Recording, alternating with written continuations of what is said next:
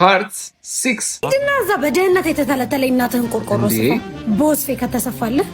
እሺ ውዱ ሙሽራዬ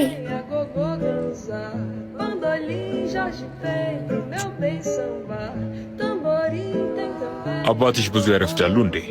ይመጣል፣ ትንሽ እንጠብቀው። ስራ በዝቶበት ነው የሚሆነው። ደግሞ ምን ስራ አለ? ጠብቀው። ተይ እንጂ ደጋሽ ነኝ እኮ ብዙ ስራ ትቼን የመጣሁት። ወይኔ አምላኬ፣ እንዴት አይነት ጉድ ነው!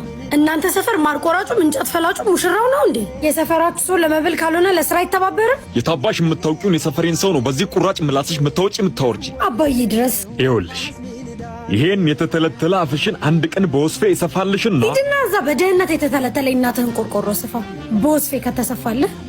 አሃ እናቴ ጋም ደረሽ? ደውኔ እኮ ምን አይነት ተአምረኛ ሞኝ ነኝ! የሞት መልአኬን ላገባ ራሴው ምደግስ። የሞት መልአክ እኔ? በጣም እርግጠኛ ነኝ።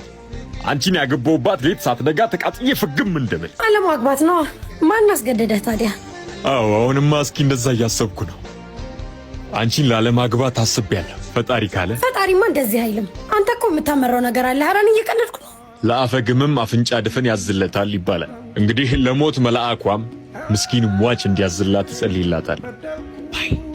ዳዊት አባዬ እኮ ስለ ቀለበቱ ፕሮግራም ሊያወራ እየመጣ ነው። ወዴት ነው የምትሄደው? ከረፈደ ቀለበቱም ቢሆን ይቀር። እኔ ያረፈደ ሰው መጠበቅ አልወድም።